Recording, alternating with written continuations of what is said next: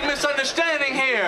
Yeah. We did that whole thing for your benefit. We knew you were eavesdropping. That's why my friend said all that. It was on purpose. We're not gay.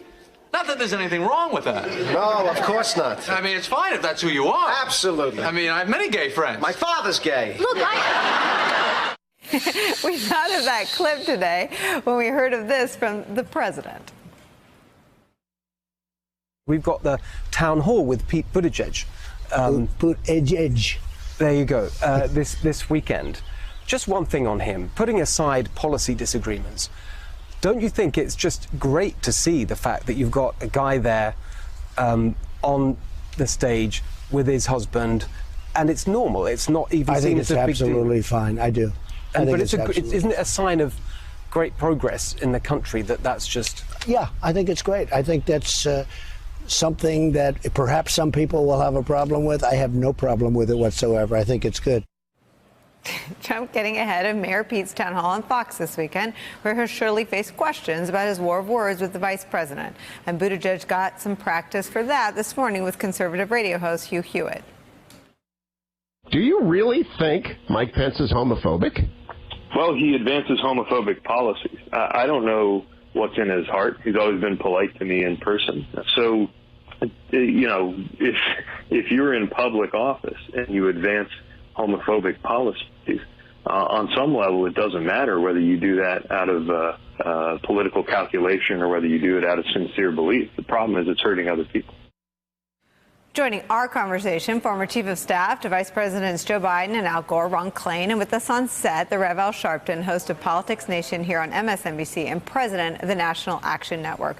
We cover Pete Buttigieg because he does interesting things, and that was interesting. Going on Hugh Hewitt's radio show and standing firm on Vice President Pence's positions and advancing homophobic policies, and, you know, even sort of the president weighing in, I don't know who that interview was with, but talking about the progress that's been made. He's forcing some interesting conversations. No, I think he does. I think he forces very interesting conversations and challenging ones. Mm-hmm. When I took him to Harlem to Sylvia's, it was to say, even in the middle of the African-American community, which does have a lot of people that are homophobic, we wanted to say that here's a major candidate who's openly gay and that he should be given the hearing and respect like anyone else.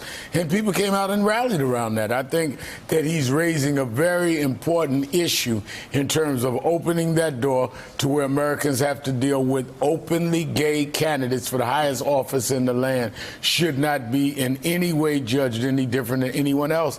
And it's one thing to say it, it's another when you have someone as intelligent, as clear on the policies, and who has seemingly picking up the steam that he has as a live candidate. And I think he's done that. He's struggling with African-American voters. Do you think it's around a set of policies? Do you think it's around name ID? Or do you think it's around what you just described? I think it's all of the above. I mean, I think that a lot of it is name ID. They don't know him.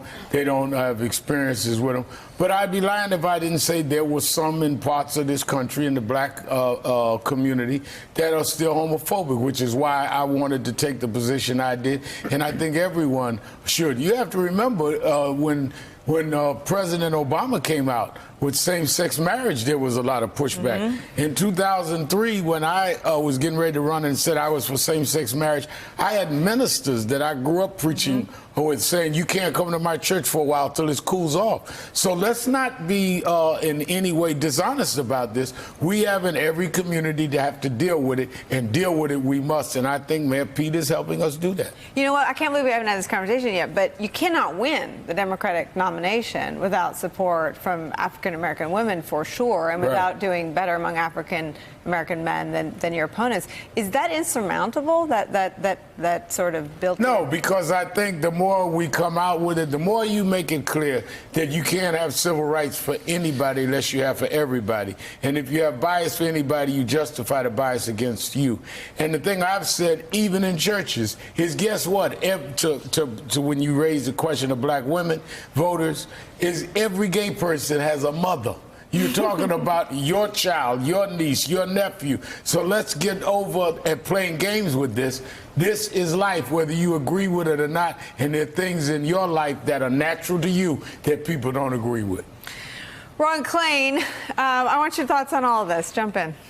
Well, so, you know, I'm a Hoosier, grew up in Indiana, my family's still there, and I can tell you that for the 4 years that Mike Pence was the governor of Indiana, it was a state that was known for two things: the most harsh anti-abortion laws in the country and the most harsh anti-LGBT laws in the country. Yeah. Laws that were so extreme that the very conservative Indianapolis Star ran a front-page editorial attacking Governor Pence and telling him he needed to change his position and get those laws repealed. So I think it's important that when Mayor Pete is talking about this, he's not talking about something abstract or kind of something, you know, one-off. He's talking about a systematic effort that Mike Pence had as governor of Indiana to pass these incredibly harsh, restrictive laws. And so there's a lot of history here. There's a lot of sad reality here. And it's good to hear Mayor Pete talking about that and speaking up about that. Ron, you always slip me into my former brain as an operative, and I wonder if there's talk among operatives to really try to paint Trump and Pence as the extremists that at a policy level they very clearly are. I mean, we've been having a debate this week about abortion. You're absolutely right about Mike Pence's record. Frankly, it was part of what attracted Donald Trump to him in that VP race, for better or worse, I would say for worse. But is there talk, is there a strategic value to take some of these, I think really scary for all women, moves in state legislatures around reproductive freedoms to take what you're talking about? I mean, is Buttigieg onto something by coming back to Vice President Pence's extremism? Well, I think Mayor Pete is, and I think this is an imperative, not just about Pence, but about Trump himself, as you mentioned, Nicolle. I mean, one thing Donald Trump got away with in 2016 was having this urbane image as a New Yorker while he was saying he was going to punish women for getting abortions and would appoint a Supreme Court that overturned Roe v. Wade. I think he was able to have it both ways in 2016. I think a lot of maybe suburban people said, oh, Donald Trump, he won't really do that. He's just playing for the Christian conservative vote. And I think it's imperative that the Democrats running for president in 2020 make sure the voters know and hold Donald Trump accountable for this big move to the right. What we're seeing in the states, what we're seeing in Alabama and Ohio and all these other states right now is the direct result of Donald Trump saying we should punish women, and of Donald Trump saying we will reverse Roe versus Wade, and then putting two justices on the Supreme Court to do that. And the Democrats have to do a better job in 2020 than they did of 2016 of putting it at Donald Trump's feet. Hey there, I'm Chris Hayes from MSNBC. Thanks for watching MSNBC on YouTube. If you want to keep up to date with the videos we're putting out, you can click subscribe just below me, or click over on this list to see lots of other great videos.